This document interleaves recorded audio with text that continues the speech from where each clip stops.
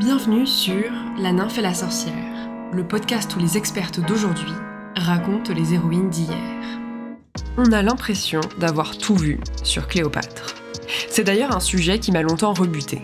J'étais à la fois fatiguée et impressionnée par la quantité d'informations, d'angles, de clichés et de discours sur cette reine qui semble parfois écrasée sous sa propre légende, sous son propre mythe. Pourtant, il y aurait tant de choses à dire sur cette reine, au-delà de Jules César et de son nez, au-delà de ses amants et de sa beauté. Cléopâtre VII, car il y eut d'autres Cléopâtres avant elle, était une souveraine d'Égypte, fine administratrice, stratège et diplomate, issue de la dynastie Lagide, cette dynastie du monde grec qui régnait sur l'Égypte depuis Alexandre le Grand. Ainsi, j'ai pris le prétexte d'une grande exposition à l'Institut du monde arabe à Paris afin de me replonger correctement dans le sujet. Cette exposition, intitulée Le mystère Cléopâtre, ouverte du 11 juin 2025 au 11 janvier 2026, propose un point de vue historique et contemporain sur la reine, non seulement sur son règne, mais aussi sur la création de sa légende à travers les siècles, tant en bien qu'en mal. Et pour en discuter, j'ai eu l'immense honneur de recevoir Christiane Ziegler, qui est l'une des commissaires scientifiques de cette exposition et qui est surtout l'une des plus grandes égyptologues francophones d'aujourd'hui, une vraie légende pour les anciens étudiants en égyptologie comme moi. Mais pour celles et ceux qui ne la connaissent pas encore, Christiane Ziegler est directrice honoraire du département des antiquités égyptiennes du musée du Louvre et directrice de publication des fouilles du Louvre à Saqqara en Égypte. Agrégée d'histoire, docteur en égyptologie, elle a publié de nombreux ouvrages et articles scientifiques tout en dirigeant les fouilles archéologiques du musée du Louvre en Égypte pendant près de 20 ans. Christiane est aussi commissaire de grandes expositions internationales comme Égyptomania au musée du Louvre, Reine d'Égypte au Grimaldi Forum et donc le mystère Cléopâtre à l'Institut du monde arabe. Dans cet épisode, nous discutons de Cléopâtre VII. Nous convions tour à tour les figures de son amant Jules César, son dieu Dionysos, sa déesse Isis, son fils Césarion, son allié Marc-Antoine et son ennemi Octave. Nous discutons également de gouverner l'Égypte, de diplomatie, d'économie, d'un trésor de guerre de Cléopâtre, d'un monopole du papyrus, de la bataille d'Actium et du tombeau de Cléopâtre, sans doute englouti dans la mer. Enfin, nous parlons de sa légende noire, d'une reine manipulatrice, tentatrice, prostituée, de tableaux orientalistes et sensualisants de harem, mais également de la figure de la femme fatale, de Sarah Bernard, Liz Taylor, Monica Bellucci, de sa beauté imaginée et de son plus encore fantasmé nez. Pour tout ça, et plus encore, je vous invite à rejoindre ma conversation avec Christiane Ziegler au sujet de Cléopâtre VII. Eh bien, bonjour Christiane. Bonjour. Bienvenue dans La nymphe et la sorcière. Nous sommes ici pour parler de Cléopâtre, et plus précisément de Cléopâtre VII.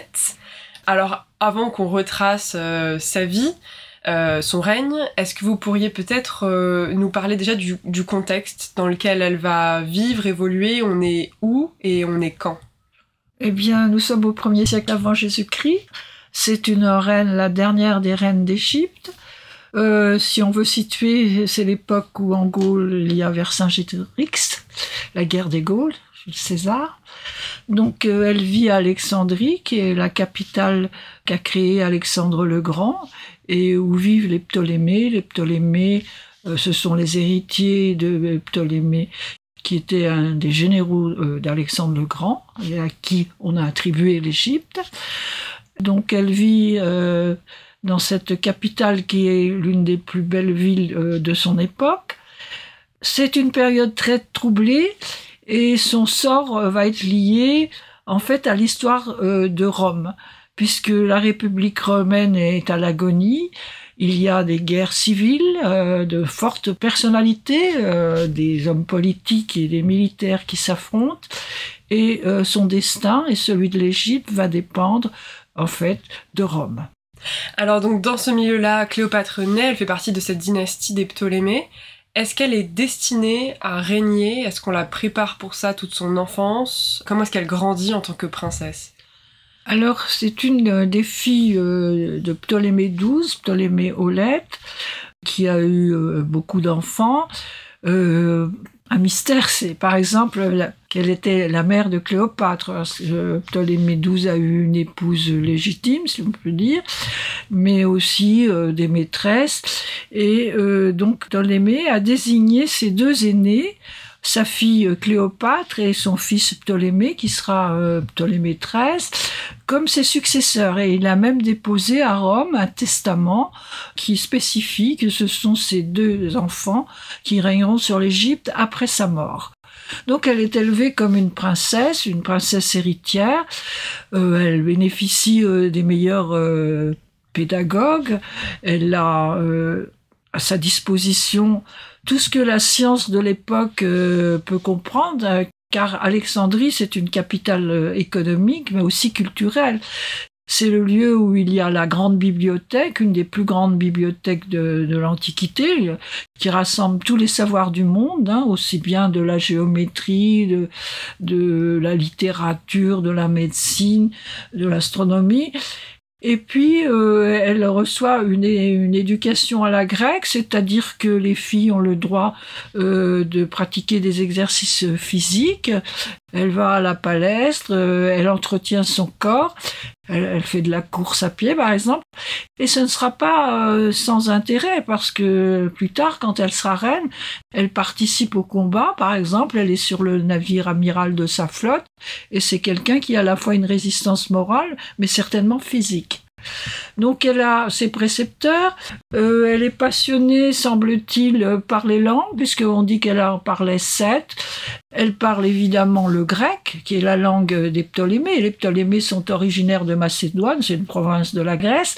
Elle parle le latin, bien sûr, et c'est la première des souverains Ptolémées à parler l'égyptien, la langue du pays. Et puis elle pratique aussi les langues, l'araméen, par exemple, qui permet de dialoguer avec la communauté juive, et des langues plus exotiques.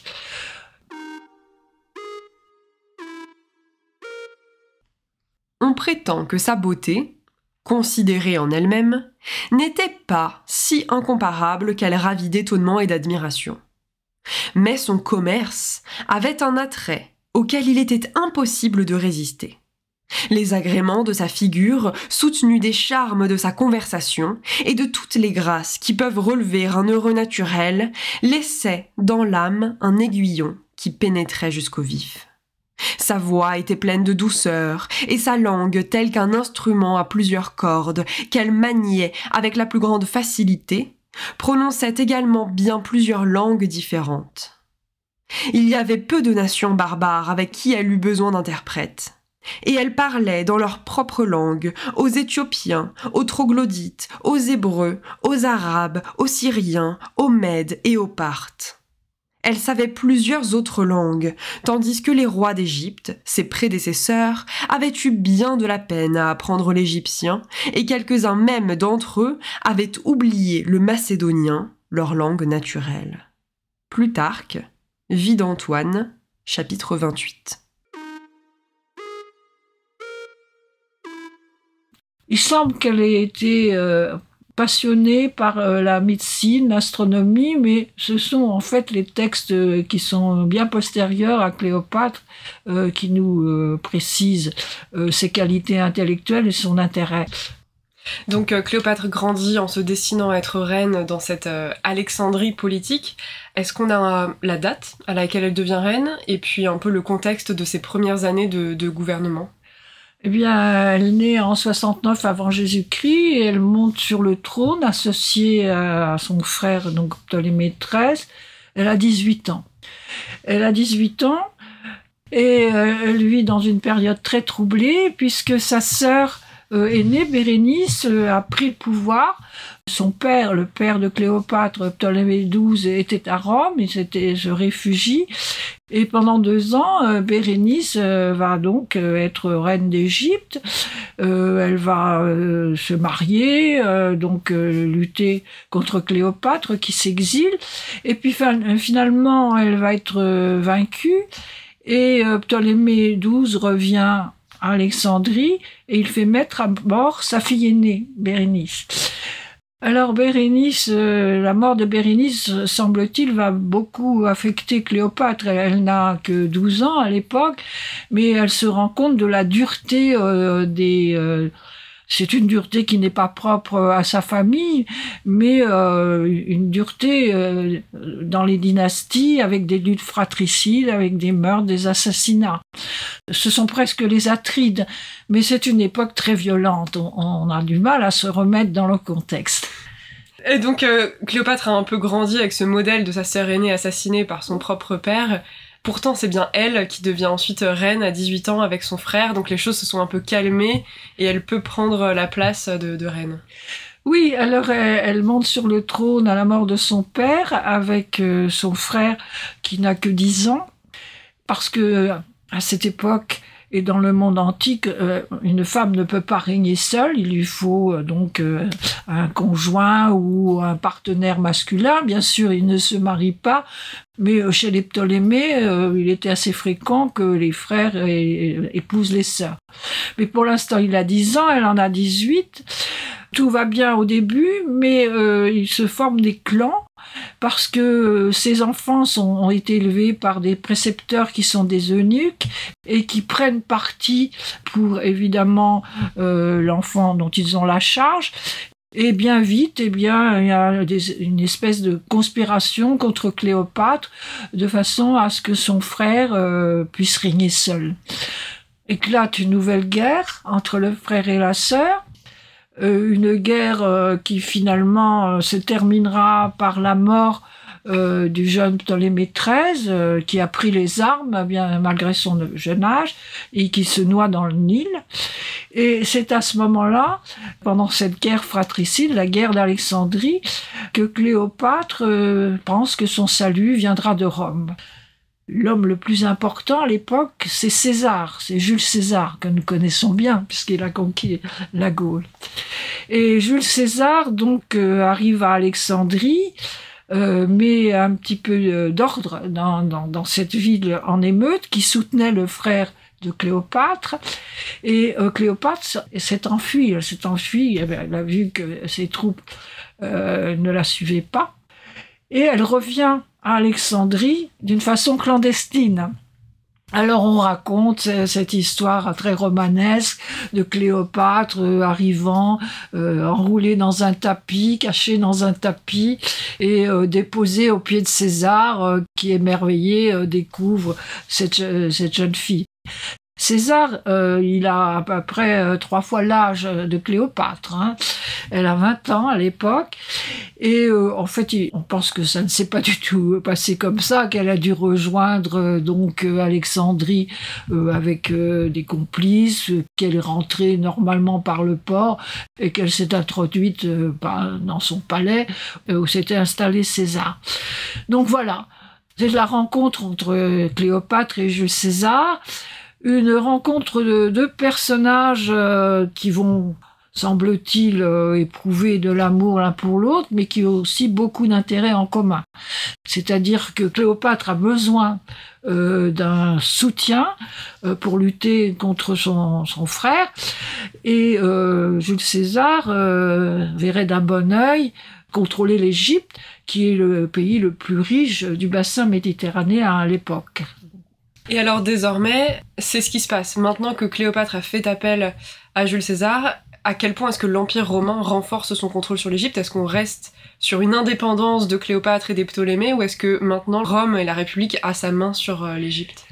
Alors, Cléopâtre, pendant tout son règne, va s'efforcer de garder une grande autonomie. Bien évidemment, elle dépend de Rome, mais Rome a besoin d'elle également, et elle va jouer très habilement sur ces 2 côtés. Et c'est une politicienne, hein, c'est une fine diplomate, donc elle va s'allier avec les hommes les plus puissants de son temps, qui sont des Romains. Alors César ne va pas rester longtemps en Égypte, donc il remet Cléopâtre sur le trône. Ils font un voyage, elle lui montre les richesses du pays, donc elle l'entraîne sur un bateau magnifique, et ils font une espèce de croisière. Hein. Et il semble que durant ce court voyage, Cléopâtre tombe enceinte, donc d'un fils qu'elle aurait eu avec Jules César, et qu'on nomme Césarion, le petit César. Mais avant la naissance de cet enfant, Jules César repart vers Rome et vers d'autres conquêtes. Donc elle se trouve donc sur son trône, mais avec aussi des troupes romaines que Jules César a laissées en Égypte. Est-ce qu'ensuite on a un aperçu de vraiment son règne? Est-ce qu'elle mène des réformes? Est-ce qu'elle bâtit des temples? En tout cas, voilà, quels sont les axes principaux économiques, sociopolitiques de son règne? Alors, Cléopâtre, en fait, semble avoir été une véritable femme d'État. Par exemple, elle bat monnaie avec son image sur ses pièces, ses drachmes, de monnaie. Elle s'est entourée de gens qui sont fidèles et compétents. Ce n'est peut-être pas elle qui a eu l'idée de la réforme monétaire, mais en tout cas, elle l'a soutenue. Et donc, le drachme égyptien devient une monnaie stable que l'on peut convertir avec les monnaies des pays étrangers.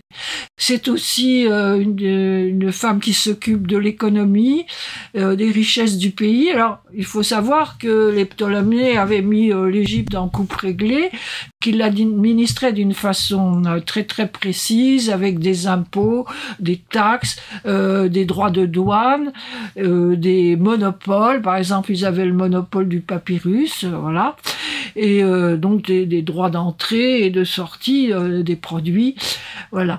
Donc elle essaye de consolider l'économie. Alors, il semble que son règne corresponde à des périodes où la crue du Nil n'était pas très abondante, donc où les récoltes étaient moins bonnes. Et on voit par exemple qu'elle émet des décrets pour permettre aux paysans qui quittaient leurs terres de se réfugier dans les temples. C'est ce qu'on appelle les décrets d'asilie, le droit d'asile. Comme ça, ils sont à l'abri des propriétaires qui veulent les emprisonner. Elle sait exploiter aussi les richesses du pays. Il y a des mines d'or. L'Égypte est le plus grand fournisseur d'or du monde antique. Il y a l'or de Coptos avec des mines que nous décrivent à Kharkid, par exemple, avec des filons de quartz aurifère dans lesquels se glissent les condamnés, des mineurs. Également, elle sait mettre de son côté les Romains qui faisaient du commerce avec l'Égypte. Elle exempte de taxes, par exemple, d'importation un grand propriétaire romain qui exportait d'Égypte beaucoup de blé. L'Égypte exportait le blé et en revanche, les Grecs d'Égypte importaient l'huile, importaient le vin. Il n'y avait pas assez, l'olivier ne poussait pas dans le delta, on a essayé de faire pousser, et il n'y avait pas assez de vignes. Donc il y avait donc tout un commerce entre les deux pays. Une femme d'État, une femme qui a compris aussi qu'elle ne pouvait pas gouverner sans le support des Égyptiens, parce que en fait les Grecs n'étaient qu'une minorité, la population égyptienne continuait donc à vivre selon les traditions, notamment en pratiquant sa religion, une religion qui avait 2000 ans, et Cléopâtre entretient un très bon rapport avec les grands prêtres, et notamment elle embellit les temples, et le temple qu'elle a consacré le plus d'efforts, c'est le temple de Dendera, où on la voit, c'est un des rares images de Cléopâtre, où on la voit honorant les dieux égyptiens et précédée de son fils Césarion. Alors justement, d'un point de vue culturel, est-ce qu'elle participe d'un mix entre les traditions culturelles égyptiennes et grecques? Par exemple, d'un point de vue religieux, est-ce qu'elle introduit des dieux? Est-ce qu'elle participe de syncrétisme? Ou est-ce qu'elle s'approprie, à l'inverse, des dieux et déesses égyptiens? Alors Cléopâtre, bien sûr, célébrait les dieux grecs, et parmi eux Dionysos, qui était vraiment le dieu de la dynastie. Son père, d'ailleurs, avait le surnom de Nouveau Dionysos.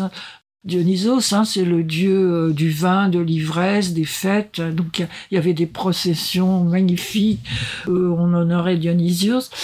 En même temps, elle s'approprie les qualités des déesses égyptiennes, en particulier la grande déesse Isis, Isis, c'est dans la légende égyptienne, c'est la femme d'Osiris. Quelques mots sur cette légende. Donc Osiris, c'est le roi des dieux qui a été mis à mort par son frère Seth et qui a été dépecé, dont les lambeaux du corps ont été essaimés le long du Nil. Et Isis, dans sa quête, va rassembler les fragments, les lambeaux du corps de son époux, et grâce à ses talents de magicienne, elle va le ressusciter. Donc c'est à la fois un modèle d'épouse, c'est un modèle de mère, parce que selon la tradition égyptienne, elle élève son fils Horus toute seule dans les marais, elle le met sur le trône de son père, et en même temps, elle a, je dirais, adopté les qualités d'autres déesses, par exemple Hathor, qui est la déesse de l'amour, la déesse des danses, de l'ivresse. Eh bien, Isis et Hathor sont assimilés. D'ailleurs, Isis est figurée avec la même coiffure que la déesse Hathor, avec ses 2 cornes sur lesquelles repose le disque solaire. Donc, Cléopâtre va se faire, je ne dirais pas adorer par les Égyptiens, mais va être considérée comme l'incarnation de la déesse Isis. Pour les Grecs, c'est autre chose, elle est vraiment adorée. Les reines d'Égypte n'ont jamais été adorées, très, très rarement, n'ont pas reçu de culte. Mais les reines grecques, ptolémaïques, recevaient un culte depuis les origines de la dynastie des Ptolémées. Et on dit même qu'à la fin de son règne, elle se présentait vêtue comme la déesse égyptienne Isis, avec cette coiffure qu'on appelle le basileion. Marc-Antoine, mais nous y reviendrons, lui se faisait adorer comme Dionysos, comme un nouveau Dionysos. Donc nous avions un couple divin. Est-ce qu'on a un aperçu de la façon dont elle est perçue par son peuple? Est-ce qu'on apprécie son règne? Est-ce qu'on vante ses qualités? Ou à l'inverse, est-ce qu'elle est contestée? Elle n'est pas contestée, on n'a pas de documents. Maintenant, les pharaons comme les Ptolémées font de l'autosatisfaction, de la propagande. Donc nous n'avons que ce côté-là. Donc sur les temples, effectivement, c'est la plus belle des femmes, elle est efficiente, intelligente, etc. Mais nous n'avons pas, en fait, la réaction de ces sujets. Non, nous ne l'avons pas. Les papyrus, il y en a beaucoup, ils soient soit en démotique, c'est-à-dire l'écriture égyptienne courante, soit en grec, sont surtout des papyrus économiques, qui parlent de vente, d'achat, d'héritage, de donation. Donc, pour revenir à Jules César, donc là, il est reparti chez lui. Oui. Cléopâtre va ensuite, à son tour, se rendre à Rome. Pourquoi est-ce qu'elle se rend à Rome? Pourquoi est-ce qu'elle quitte son royaume? Elle quitte son royaume, déjà, c'est un signe de confiance, parce qu'elle est restée plus de 2 ans à Rome. Elle va rejoindre César, c'est pour en fait consolider ses acquis. C'est-à-dire qu'elle a besoin de sa protection, elle a besoin aussi qu'on reconnaisse la légitimité de leur fils Césarion.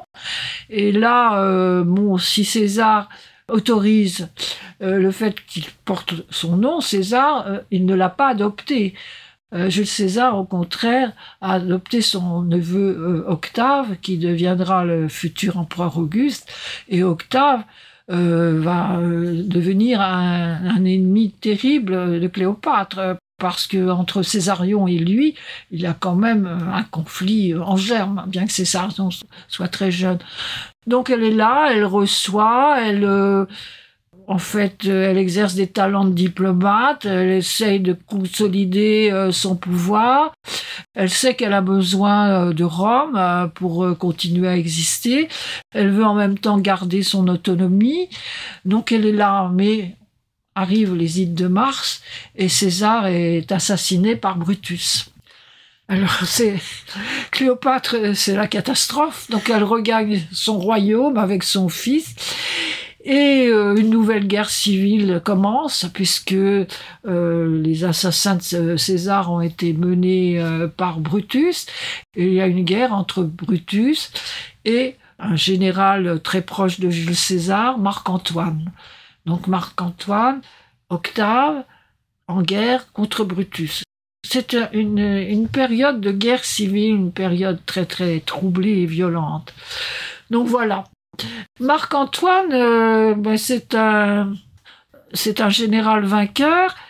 Et tous ces généraux ne sont pas des soudards. Il ne faut pas penser que c'était uniquement des militaires. C'était des hommes très instruits qui appréciaient les auteurs grecs et latins, qui écrivaient même, puisque César a écrit de nombreux ouvrages, donc La guerre des Gaules, mais beaucoup d'autres. Et Marc-Antoine a besoin d'argent, il a besoin de richesses pour payer ses troupes. Donc il convoque Cléopâtre à Tarse. Il la convoque pour lui demander simplement, en fait, j'entendais un de mes collègues dire que Cléopâtre c'est un porte-monnaie.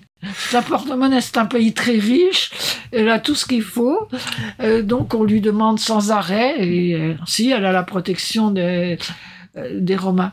Donc elle se rend à Tarse, mais au lieu de se conduire comme une sujette, comme une vassale, eh bien elle arrive sur un bateau où elle montre tout le luxe de la cour des Ptolémées, elle-même semble-t-il, mais d'après les textes un peu plus tardifs, elle se vêt comme une Vénus Aphrodite ou l'Isis, entourée de jeunes femmes, des court vêtues qui jouent, qui chantent, qui jouent des instruments de musique. Elle donne un banquet fabuleux. Et au lieu de se rendre à terre et rencontrer Antoine, c'est Antoine qui monte à bord et on dit qu'il fut séduit par cette richesse, par cet étalage, par le charme aussi sans doute de Cléopâtre. Quand il partit pour aller faire la guerre aux Parthes, Antoine envoya dire à Cléopâtre de venir le rejoindre en Cilicie. Elle prit avec elle des présents magnifiques, des sommes d'argent considérables, et un appareil aussi riche que pouvait l'avoir une reine si puissante, et dont le royaume était dans l'état le plus florissant. Elle recevait, coup sur coup, des lettres d'Antoine et de ses amis, qui l'engageaient à presser son voyage. Mais elle n'en tint aucun compte et se moqua si bien de toutes ces invitations qu'elle navigua tranquillement sur le Cydnus, dans un navire dont la poupe était d'or, les voiles de pourpre, les avirons d'argent, et le mouvement des rames cadencées au son des flûtes qui se mariaient à celui des lyres et des chalumeaux. Elle-même, magnifiquement parée, et telle qu'on peint la déesse Vénus, était couchée sous un pavillon brodé d'or. De jeunes enfants, habillés comme les peintres peignent les amours, étaient à ses côtés avec des éventails pour la rafraîchir. Et ces femmes, toutes parfaitement belles, vêtues en néréides et en grâce, étaient les unes au gouvernail, les autres au cordage.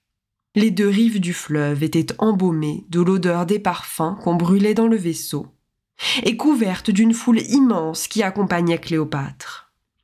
Et l'on accourait de toute la ville pour jouir d'un spectacle si extraordinaire. Le peuple qui était sur la place s'étant précipité au-devant d'elle, Antoine resta seul dans le tribunal où il donnait audience. Et le bruit courut partout que c'était Vénus qui, pour le bonheur de l'Asie, venait en masque chez Bacchus. De toutes les fêtes dont l'histoire nous a conservé le détail, on n'en connaît pas de si brillantes. Plutarque, Vie d'Antoine, chapitre 26-27.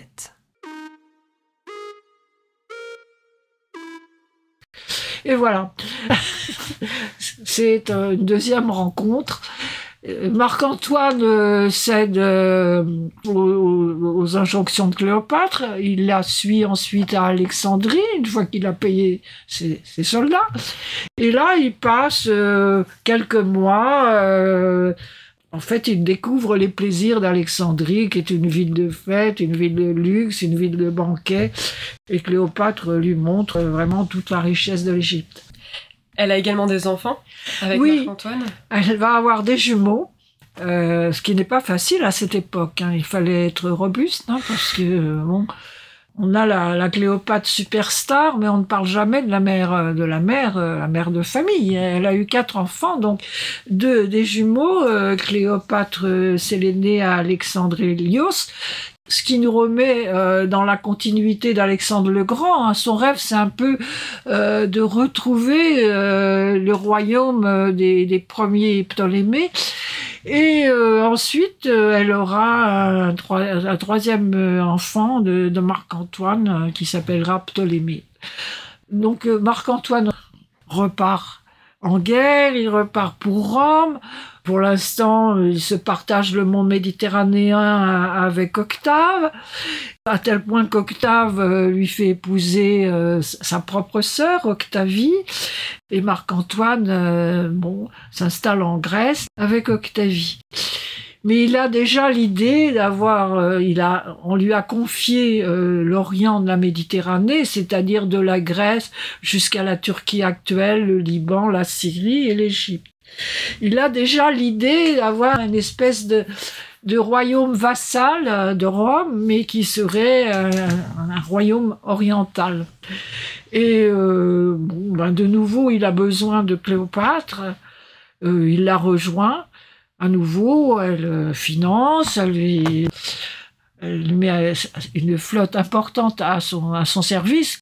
Cléopâtre a fait construire aussi beaucoup de bateaux. Elle était une personne qui avait vraiment le sens de la stratégie, même militaire. Et à la fin, Antoine reste avec Cléopâtre et divorce d'Octavie.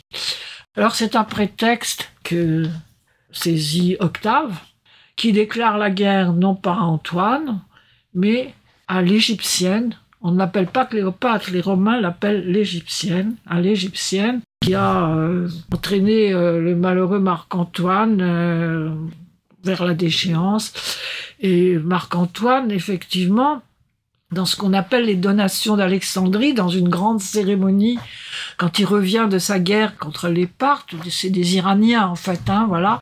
Dans une grande cérémonie, il fait donation des pays conquis à ses enfants, et à Césarion. Césarion il reste le monarque d'Égypte, et les enfants reçoivent en partage le Liban, la Syrie, l'Iran, la Cyrénaïque.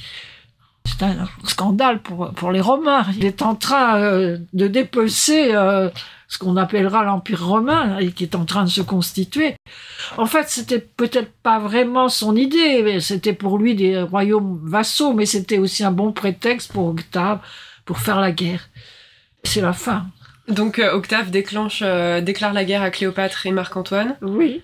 Et puis tout se dirige vers cette bataille et vers cette défaite de Cléopâtre. Oui. En effet, Marc-Antoine et Cléopâtre, au début, avaient l'espoir vraiment de combattre Octave. Il n'était pas un militaire très brillant, hein. Et ils avaient l'idée d'aller en Italie, donc à Brindisi. Et puis ils ont été détournés par une tempête, par le mauvais temps, donc en bateau, une flotte énorme, avec des mercenaires de tous les pays. Ce qui compliquait quand même le commandement, parce qu'il fallait une langue unique. Et ils sont détournés donc de leur but premier, et donc ils reviennent vers la Grèce, et là, le mauvais temps les contraint à se réfugier dans le golfe d'Ambracie, donc dans la ville d'Actium. Et c'est le début de la défaite, puisque je vais pas faire le déroulé de la bataille d'Actium, mais pour que la flotte puisse sortir, il fallait attendre l'après-midi. Alors qu'Octave, qui avait un excellent général, Agrippa, lui est arrivé le matin et a commencé à se battre contre la flotte égyptienne. Et Agrippa avait un stratagème effrayant, c'est-à-dire qu'il avait inventé des crocs d'acier pour s'amarrer aux bateaux égyptiens, et ensuite ça devenait une bataille pratiquement terrestre parce que les navires étaient immobilisés et les soldats montaient sur les bateaux égyptiens. Donc à un moment donné, on fait brûler certains bateaux. Cléopâtre s'en va. Elle voit que la bataille tourne mal. On est l'après-midi, les vents sont favorables. Elle repart vers Alexandrie avec son trésor de guerre, qui permet justement de payer les soldats. Elle ne voulait surtout pas que Octave s'embarque de ce trésor. Et Marc-Antoine la suit en abandonnant son armée qui était aussi une armée terrestre. Et l'armée se rend tout de suite aux troupes d'Octave. Et Antoine et Cléopâtre se réfugient à Alexandrie. Mais ils savent que Octave, qui va longer les côtes de la Méditerranée, arrivera à Alexandrie dans 1 mois ou 2. Donc ils s'attendent vraiment à un siège d'Alexandrie par Octave. Et là, ils mènent donc une vie... c'est la vie de ceux qui vont mourir, donc une vie que nous décrit plus tard et d'autres écrivains, une vie de plaisir, une vie aussi d'art où la poésie, le chant, etc. Animent toute leur journée. Et Octave arrive et met le siège. Et là, rapidement... on arrive vers la mort de nos 2 protagonistes. Oui, on arrive à la mort, effectivement. La flotte et l'armée d'Octave vient à bout de celle de Cléopâtre. Il y a eu beaucoup de trahisons, beaucoup de redditions. Et Cléopâtre se réfugie dans le tombeau qu'elle s'était fait construire. C'est un tombeau qui est actuellement... sans doute englouti par la mer, dans le quartier des Palais, au bord de la mer. Et Antoine, apprenant la fausse nouvelle de la mort de Cléopâtre, se suicide. Mais malheureusement, il rate son coup et il arrive mourant au pied du tombeau de Cléopâtre, et celle-ci le fait entrer dans son tombeau et assiste à ses dernières heures. Quant à Cléopâtre, elle ne veut absolument pas se soumettre à Octave. Donc, elle a compris, je pense, quelle était la psychologie de ce personnage. Alors, elle ne veut pas figurer dans un défilé triomphal. Elle, la reine d'Égypte, marcher à pied enchaînée sous le soleil à Rome, au milieu d'un défilé, comme vers Saint-Gétorix, en fait. Et ensuite, peut-être être jetée dans des cachots souterrains. On ne sait pas très bien comment elle a mis fin à ses jours. Même plus tard que... hésite. Peut-être aussi qu'Octave l'a fait mettre à mort, on n'en sait rien. Il y a eu, semble-t-il, une entrevue où elle a essayé de l'attendrir, mais elle a compris que c'était pas possible. Elle fait partir son fils Césarion avec le précepteur de Césarion vers le Soudan, vers Méroé. Mais elle ne le saura pas, mais malheureusement le précepteur se laisse gagner par les agents d'Octave et va ramener Césarion à Alexandrie. Cléopâtre, donc d'après Plutarque, soit s'empoisonne avec une aiguille empoisonnée. Elle connaissait la science des poisons. Il y avait vraiment une école de médecine excellente et elle était entourée de médecins qui avaient pu lui apprendre quel était le poison le moins douloureux. Et la légende, celle qu'on a retenue, c'est qu'elle s'est fait piquer par un cobra, par un serpent, qui a été introduit clandestinement dans un panier de figues. On prétend qu'on avait apporté à Cléopâtre un aspic sous ses figues couvertes de feuilles, que cette reine l'avait ordonné ainsi, afin qu'en prenant des figues, elle fût piquée par le serpent sans qu'elle ne le vît. Mais l'ayant aperçu en découvrant les figues, elle s'écria « Le voilà donc !» et en même temps elle présenta son bras nu à la piqûre. D'autres disent qu'elle gardait cet aspic enfermé dans un vase et que l'ayant provoqué avec un fuseau d'or, l'animal irrité s'élança sur elle et la saisit au bras. Mais on ne sait pas avec certitude le genre de sa mort.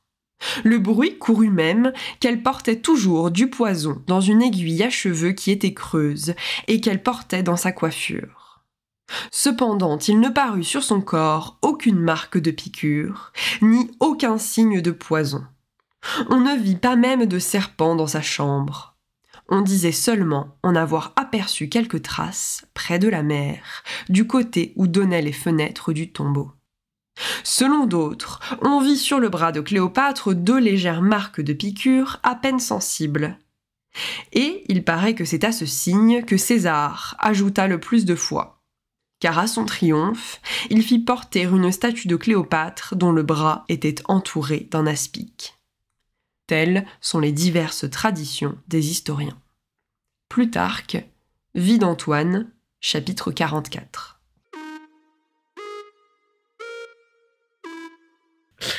Et elle meurt, mais d'après Plutarque, comme une reine, c'est-à-dire avec peut-être dans le costume d'Isis, mais non pas dénudée comme on la voit ensuite dans les peintures du 19e siècle, mais vêtue de ses habits de reine, avec sa couronne, et entourée de ses 3 servantes qui elles-mêmes se suicident. Quel est l'impact de cette mort sur l'Égypte ? L'Égypte est désormais soumise entièrement à Rome. Oui, l'Égypte est soumise à Rome, mais elle ne va pas dépendre du Sénat. C'est Octave qui en sera le gestionnaire, parce que c'est un pays trop important sur le plan économique et même militaire pour qu'il le laisse échapper. Elle est vraiment sous sa tutelle personnelle. Et Césarion est mis à mort, évidemment, par Octave, de même que le fils de Marc-Antoine. Mais il avait 2 fils ? Non, le fils qu'il avait eu avec une autre épouse. Ah, ok. Sa première épouse, oui. Mais qui vivait à Alexandrie et qui avait l'âge de Césarion. Et que sont devenus Séléné, Hélios et... Alors les trois enfants de Cléopâtre et Marc-Antoine ont été conduits à Rome. Et ils ont été élevés par Octavie, donc l'ancienne épouse de Marc-Antoine, la sœur d'Octave Auguste.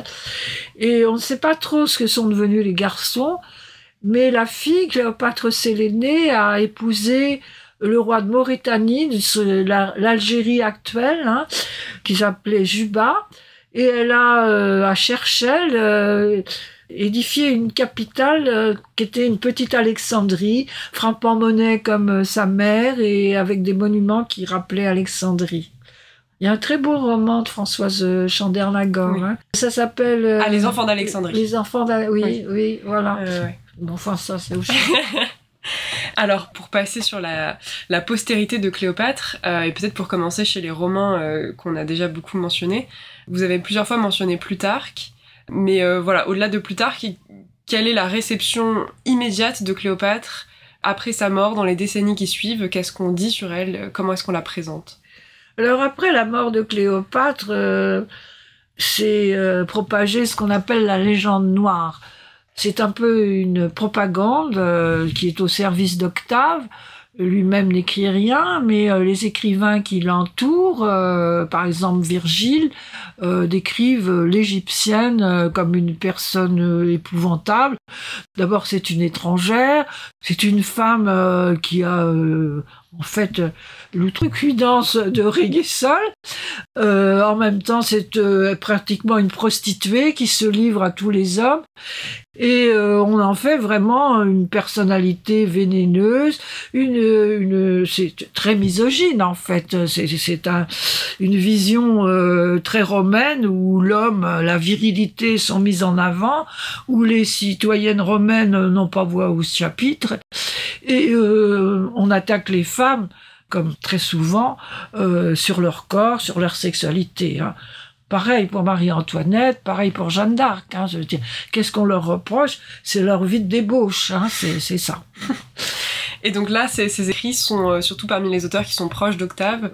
Oui. On parle de théâtre, de poésie, de philo, de politique. Oui, voilà, de Lucain aussi. C'est une reine prostituée qui se donnait à tous ses esclaves. Enfin, c'est...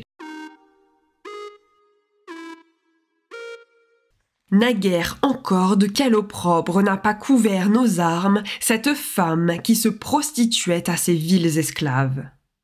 Cléopâtre a demandé Rome pour salaire à son impudique amant. Elle voulait voir le Sénat à ses pieds. Ô Rome, le temps n'effacera jamais cette honte. Oui, la reine prostituée de l'incestueuse Égypte, la honte éternelle du sang macédonien, a osé opposer à notre Jupiter son Anubis aboyant, menacer le Tibre des fureurs du Nil, couvrir la trompette romaine des sons efféminés du sistre d'Isis, et poursuivre de ses frêles galères nos flottes majestueuses. Cléopâtre a voulu planter sur le Capitole ses tentes sacrilèges et nous dicter ses ordres au milieu des statues et des trophées de Marius. Que nous eût servi d'avoir brisé le sceptre de Tarquin, dont le surnom atteste l'arrogance, s'il nous eût fallu souffrir une femme. Properce, Élégie, livre 3, Élégie 11, sur le pouvoir des femmes.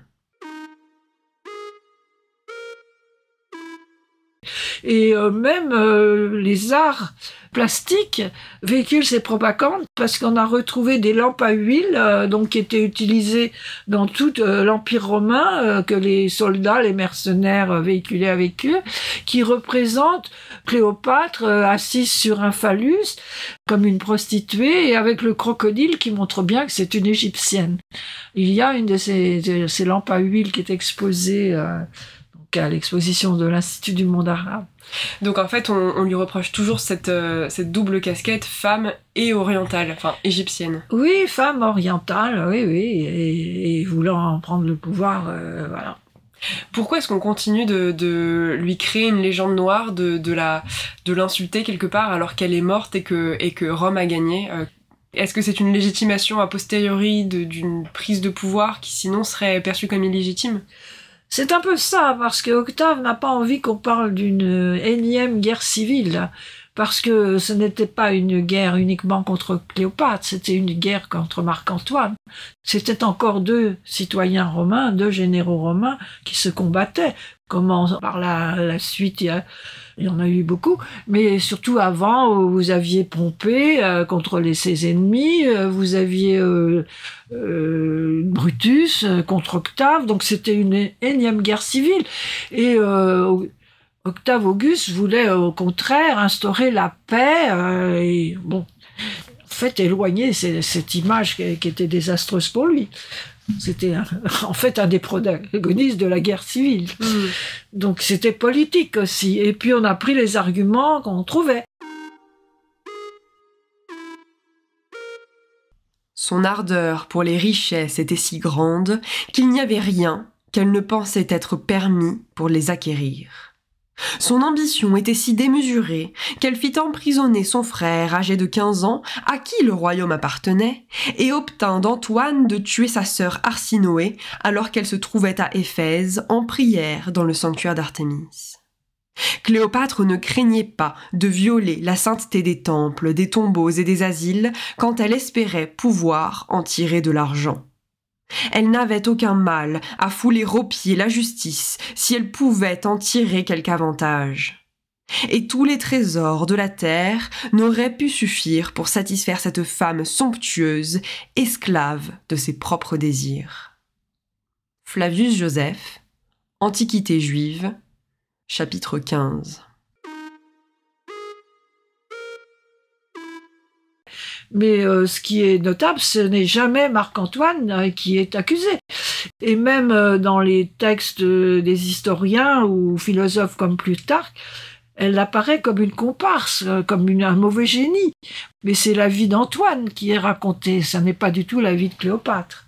Oui, donc à l'inverse, on réhabilite un peu Antoine oui. Dans une sorte de pas de roman national, mais de récit unificateur pour Rome, et on ne blâme que Cléopâtre. Absolument. Ouais. Et puis c'est l'Égyptienne, c'est l'autre, c'est un pays incompréhensible pour les Romains. À l'inverse, moi, dans l'exposition donc à l'Institut du monde arabe, j'ai appris la légende dorée, à l'opposé, donc plutôt chez les auteurs arabes, donc entre le 4e et le 12e siècle, enfin voilà, un peu après la période des auteurs romains. Que disent ces auteurs arabes et puis surtout comment est-ce qu'ils apprennent, comment est-ce qu'ils héritent de ce savoir de Cléopâtre?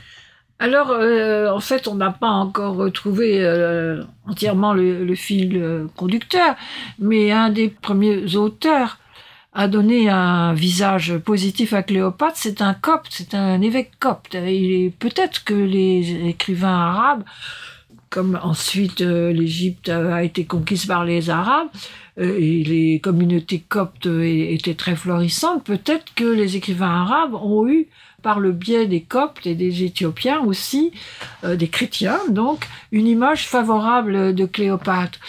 Alors, pour les écrivains arabes, c'est un chef d'État qui s'occupe de son peuple, qui élève des murailles pour protéger ses villes, qui s'occupe du bien-être.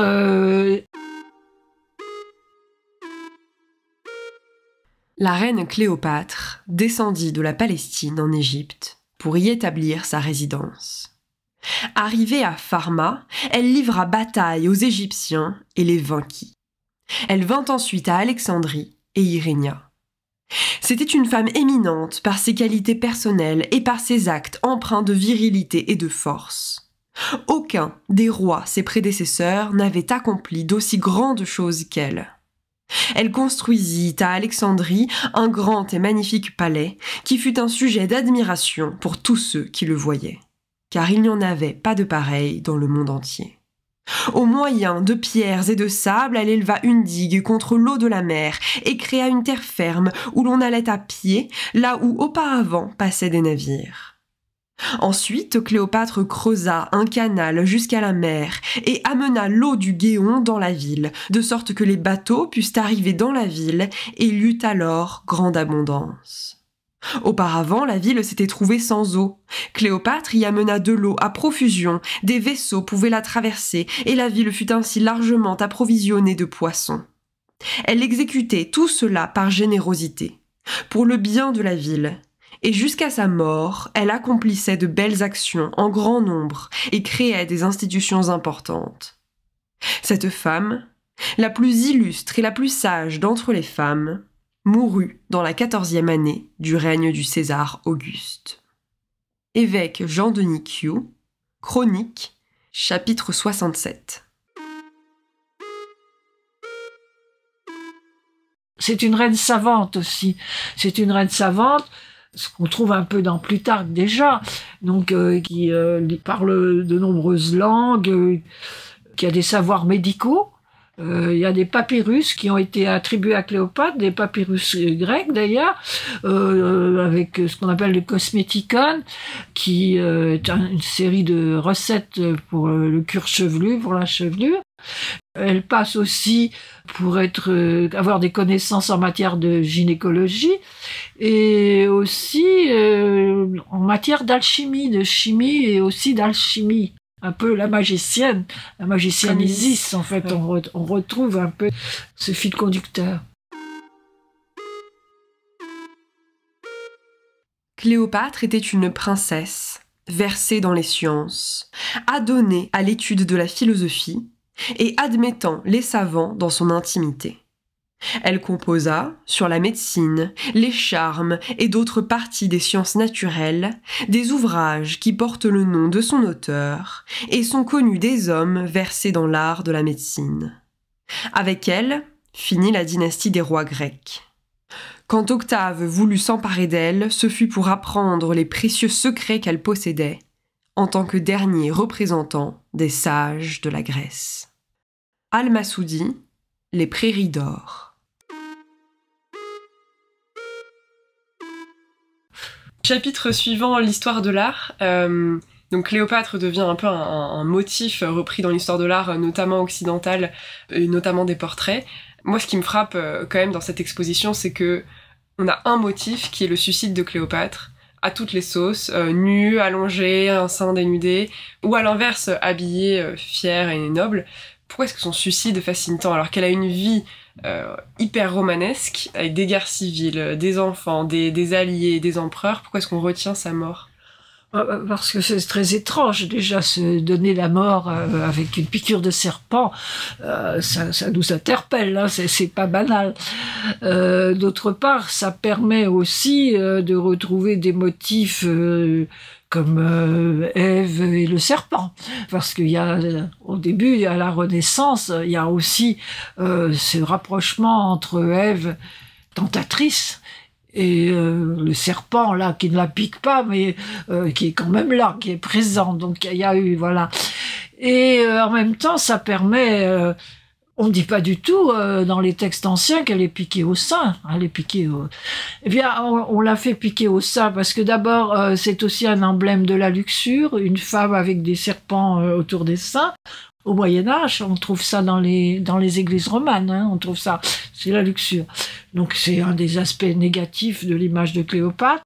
Et puis ça permet à beaucoup d'artistes, qui sont d'ailleurs des hommes, de pouvoir broder autour d'un motif qui n'est pas, qui est interdit, qui est celui de la femme nue.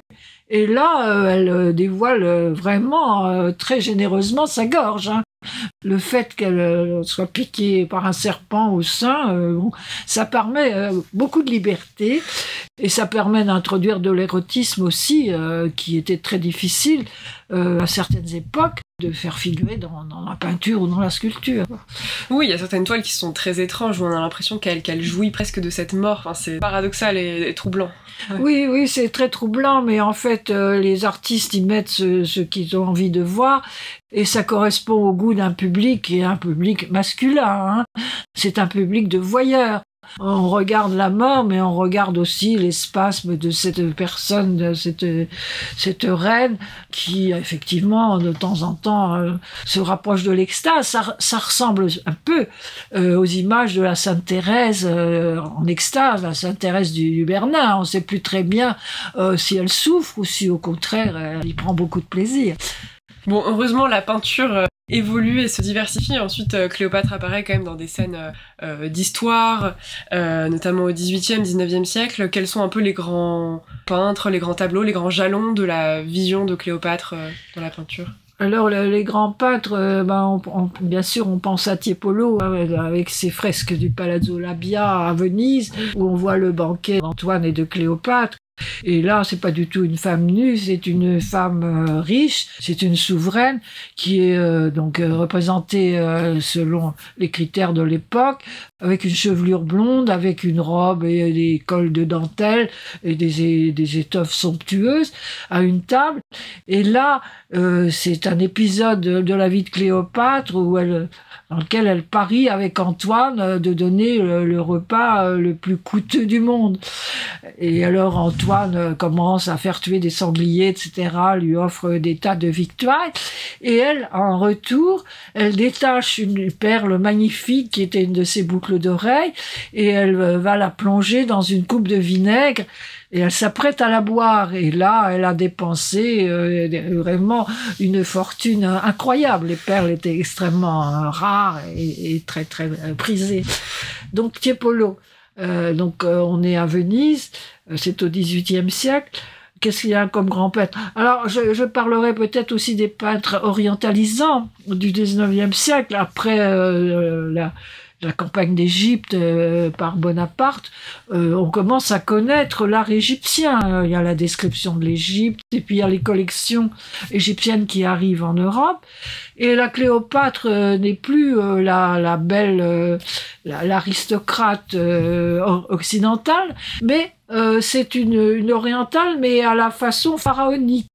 Par exemple, vous avez ce tableau de Cabanel où elle est alanguie sur un sofa avec une grande perruque, genre déjà style Elizabeth Taylor, en train de contempler la mise à mort de condamnés qui avalent du poison. Elle teste ses poisons. Alors c'est une Cléopâtre très différente, alanguie, orientale, ça va de pair aussi avec le colonialisme, où l'Orient est vu comme un pays très séduisant, mais en même temps un petit peu indolent et dangereux. Oui, et puis ça s'inscrit peut-être aussi dans la mouvance de la décadence des femmes et de l'Orient et des figures antiques d'ailleurs à l'époque. Oui, c'est des figures de harem aussi, hein, on pense à Ingres, etc. Il y a ce tableau de Rixens qui montre la mort de Cléopâtre, où elle est alors complètement dévêtue, c'est presque une odalisque, hein, et entourée de ses servantes qui sont en train de pleurer. Et en même temps, il y a un vrai souci archéologique, puisque on voit sur une des tentures un soleil ailé, hein, qui est vraiment reproduit un bijou qui était au Louvre, et vous avez une Isis, vraiment comme une statue d'Isis qui figurait dans les collections égyptiennes. Il y a un souci, je dirais presque documentaire.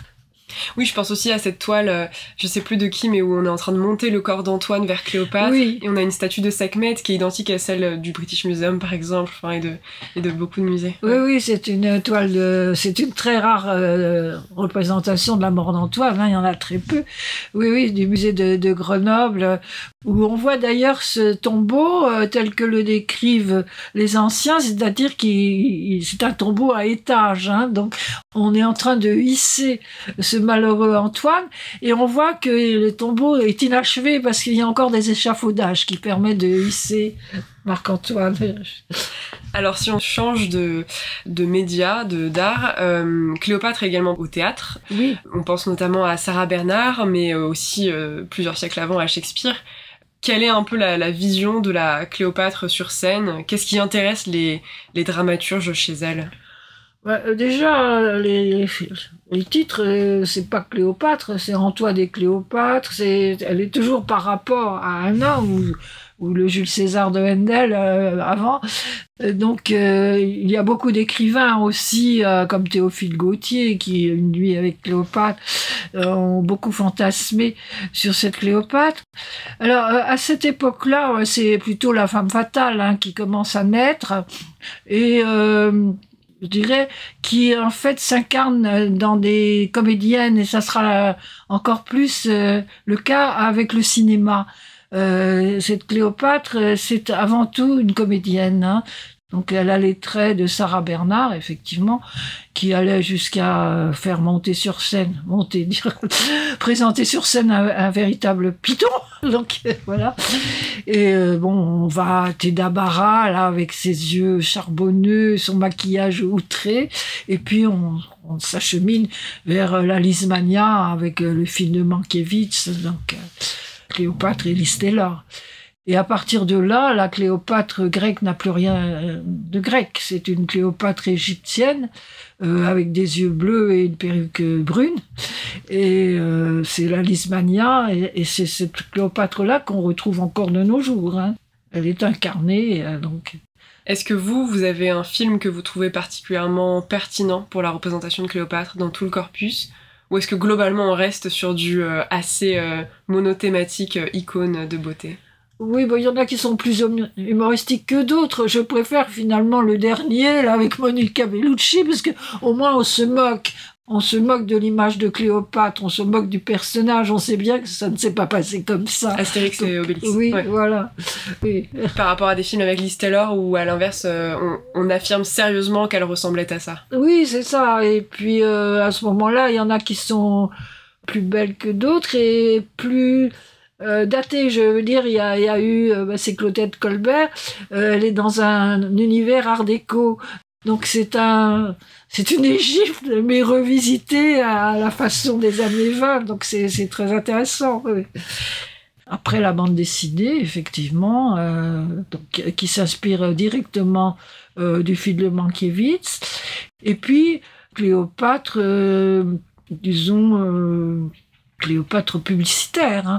Alors, il y a un très joli stand où on voit des produits dérivés de Cléopâtre qui vont de la lessive jusqu'à la colle, en passant par les boîtes de sardines, mais qui ont été, je dirais, ennoblis par du Strass, par du Swarovski. Donc, c'est la Cléopâtre qui fait vendre, en fait. C'est la Cléopâtre d'aujourd'hui. Le point commun à Cléopâtre au théâtre, au cinéma, dans la pub, c'est qu'elle est belle, c'est qu'elle est un sex symbole, et c'est qu'elle est égyptienne au sens pharaonique, comme vous disiez. C'est vraiment les traits qu'on retient. On efface la Grèce, on efface la politique, on retient vraiment la beauté et l'Égypte. Oui, et c'est étonnant parce que dans l'Antiquité, aucun témoignage nous dit qu'elle était très belle. Autant les reines d'Égypte, Hatshepsut, etc., vous avez des textes qui disent c'est la plus belle des belles, mais aucun texte grec. Plutarque, qui a beaucoup écrit sur Cléopâtre, nous dit qu'elle avait du charme, mais le charme c'était essentiellement sa conversation, c'est-à-dire qu'elle avait une voix mélodieuse, qu'elle était certainement spirituelle et intéressante, mais il ne parle jamais de sa beauté physique, hein. Et bon, c'est venu au fur et à mesure, c'est un idéal féminin. En fait, elle devient un idéal féminin, c'est-à-dire elle est jeune, elle est belle, elle est sensuelle. Oui, donc en fait, on n'a aucune source sur son physique qui, a priori, devait être banale, parce que c'est vrai que quand une reine est belle, on se prive pas de le mentionner. Oui. Et donc, ce qui peut-être fascinait à l'époque, c'était sa puissance, sa diplomatie et son suicide, il faut le dire, devient incarné dans une fascination seulement pour son physique et pour sa sensualité. C'est pourquoi nous avons terminé par Cléopâtre, icône des féministes, parce que il y a certaines œuvres qui tournent en dérision, justement, cette beauté de Cléopâtre. Vous avez déjà la Nasothèque, hein, qui est très amusante, hein, qui est une série de nez qui ont été sculptés d'après les différentes représentations de Cléopâtre, et qui se réfèrent à la phrase de Blaise Pascal qui nous dit le nez de Cléopâtre, eût-il été plus court, la face du monde en aurait changé. Donc voilà. Et après, vous avez toute une série de portraits de Cléopâtre d'après ses monnaies, parce que ce sont certainement les plus ressemblants. C'est elle qui les a fait frapper, donc elle avait un regard là-dessus, et qui sont rectifiés par un chirurgien esthétique selon les normes actuelles. Donc c'est très intéressant. Donc c'est un manifeste qui veut nous dire que Cléopâtre, non, on ne peut pas la réduire à un corps, on ne peut pas à un corps qui est fantasmé d'ailleurs, qui n'a rien à voir avec la réalité. Qu'est-ce qu'on retient de Cléopâtre aujourd'hui ? Est-ce qu'elle inspire toujours ? Est-ce qu'on la voit toujours quelque part ? Ou finalement on a toujours cette image figée par Liz Taylor et c'est ça qui reste ? Nous avons essayé donc de faire un portrait de Cléopâtre par l'intelligence artificielle. Donc d'après tout ce qu'on trouve actuellement, moi c'est quand même un peu Liz Taylor, hein, c'est ça. Elle est revisitée au goût du jour, mais il reste, c'est une image très très forte, hein, très très forte. Vous évoquiez aussi le fait que vous avez eu des difficultés à trouver des artistes qui continuent de s'inspirer de Cléopâtre. Aujourd'hui, on a peu de création, théâtre, littérature, peinture par rapport à 18e, 19e, 20e siècle encore.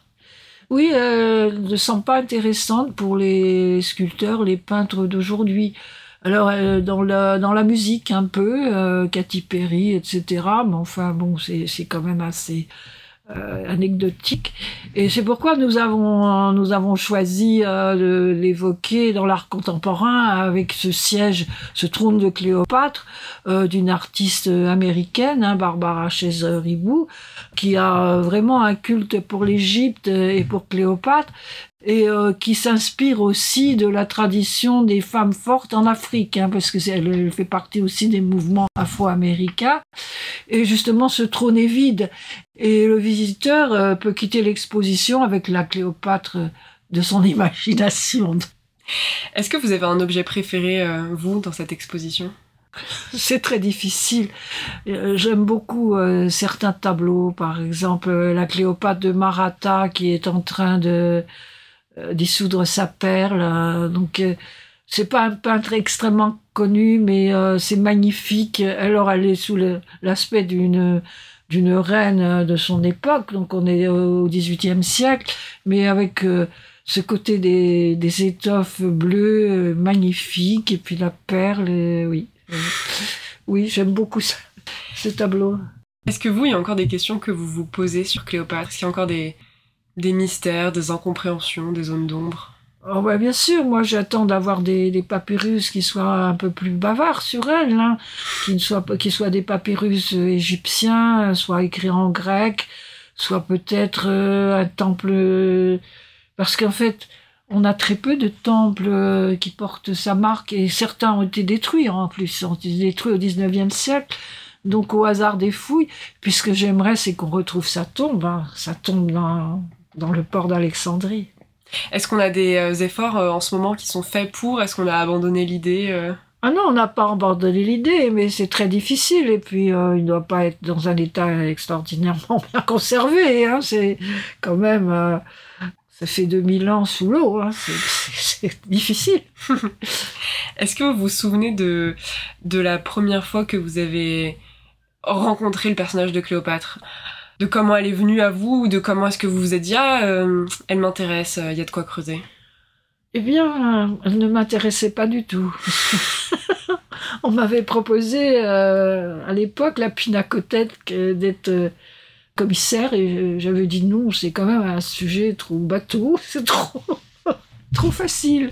Et puis petit à petit, moi j'ai fouillé à Saqqara, on a trouvé des témoignages qui vont de l'époque des pyramides jusqu'à l'époque ptolémaïque. Et je me suis intéressée à cette époque ptolémaïque parce que c'est quand même très spécial. C'est à la fois grec et égyptien, donc il faut des connaissances dans les deux langues. Et c'est comme ça que petit à petit je l'ai rencontré, mais ça fait pas si longtemps. Ça fait une vingtaine d'années. Et bateau parce que on a l'impression d'avoir tout dit sur elle. Exactement. Oui, et puis c'est un peu comme Toutankhamon, ça fait un peu, on va avoir du monde à l'exposition avec un nom pareil. Mais cette exposition, justement, remet un peu les pendules à l'heure, je trouve, parce qu'elle pose beaucoup de questions et elle ne se contente pas des poncifs. Elle va, je pense, faire réfléchir. Hein. Oui, et puis elle a le mérite de s'intéresser aux réceptions à travers les époques. Je trouve que c'est un angle qu'on trouve assez peu dans les expositions d'égyptologie encore. On se concentre sur la période antique, grecque, égyptienne, mais sans forcément évoquer les réécritures médiévales ou autres. Ouais. Les interprétations, en fait, chaque époque la réinterprète selon ses canons, ses critères, et ses goûts, ses envies aussi. Mais notez que c'est beaucoup fait par les hommes. Et sur cette exposition, vous êtes l'une des commissaires scientifiques. Quel est votre rôle en tant que tel ? Je suis commissaire scientifique, nous sommes 2 commissaires scientifiques, donc Christian Schwenzel est un historien qui est prof à l'université et qui a écrit des livres sur Cléopâtre, mais côté grec. Hein. Moi, je suis côté égyptien, et puis je suis côté aussi musée et scénographie, c'est-à-dire que j'ai choisi la plupart des objets de la section antique parce que je connais bien les collections, les prêteurs, je sais ce qui est possible, ce qui n'est pas. Les peintures aussi, et Nathalie Bondil a beaucoup collaboré, mais pour l'exposition Égyptomania, j'avais justement étudié la peinture, Cléopâtre dans la peinture. Et puis, ensuite, j'ai laissé aux spécialistes, par exemple à Iman Monzadeh, s'occuper de ce qui était la partie moderne et contemporaine. Et puis, je dois dire que Claude Mollard, qui n'est pas du tout scientifique, mais qui est un homme très érudit, a eu cette idée de revisiter Cléopâtre. Donc voilà, c'est un travail d'équipe. Et alors, si vous deviez encourager les visiteurs, les visiteuses à venir voir l'exposition, vous leur diriez quoi ? Je leur dirais de venir parce que ça s'adresse à tous les publics et que ce soit les passionnés d'archéologie, de peinture, de cinéma. La semaine du cinéma est terminée, mais Cléopâtre est toujours là. Et aussi pour l'icône qu'elle est devenue par rapport aux problèmes que nous nous posons actuellement dans la société actuelle. Donc chacun y trouvera ce qu'il a envie d'y trouver. Beaucoup de questions aussi, mais aussi des réponses.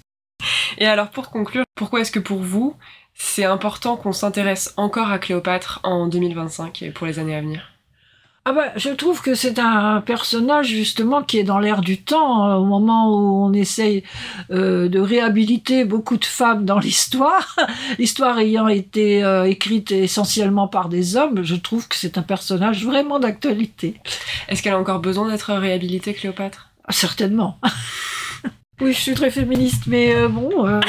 Bon, on va entreprendre de le faire, alors merci beaucoup, Christiane.